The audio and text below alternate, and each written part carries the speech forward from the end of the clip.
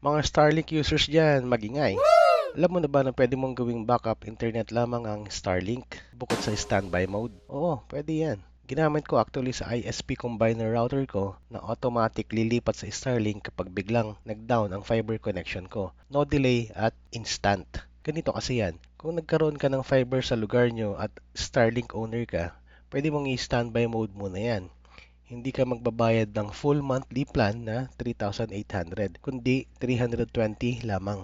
Ginawan ko na ng video ang tungkol sa standby mode na yan. At pwede mo rin gamiting backup yan sa emergency use case para makapag-send ka ng text-based chat at email na rin. At makareceive ng push notifications. May basic connectivity ka pa para makapag-notify sa client, employer, or customer mo. At madali mo lang i-resume sa service na gusto mo at pasok sa requirements mo. So, in case na may fiber na sa lugar mo, pwede mong gawing high-speed internet backup ang Starlink Roam Local Priority.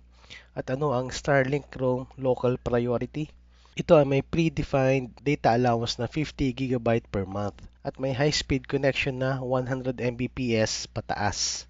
Kung sakaling kulang ang 50 GB, pwede kang mag-top up or mag-load ng extra 50 GB for 750. Yung initial 50 GB ay worth 1,200 per month. Swak na pang backup at emergency in case mag-down ang PLDT, Converge, Sky or Globe Fiber mo. At ang pinakamaganda dyan, ito ay may roaming capability.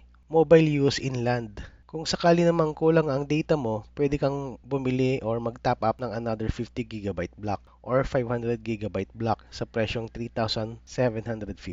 Isipin nyo sigurong nag-residential plan na lang ako for 3,800. But take note, ang 3,750 ay may roaming capability. Pero syempre, not fit for heavy online streaming yan at mga video streaming platform. Actually, ginamit ko na to nung umuwi kami sa province ng misis ko sa Panay Island. Wala pa masyadong rules and regulations noon sa pag-transport ng Starlink kit via airplane. Pero ewan ko na lang sa ngayon this 2026. Ikaw, ano sa tingin mo? Sulit ba tong plan offering na to?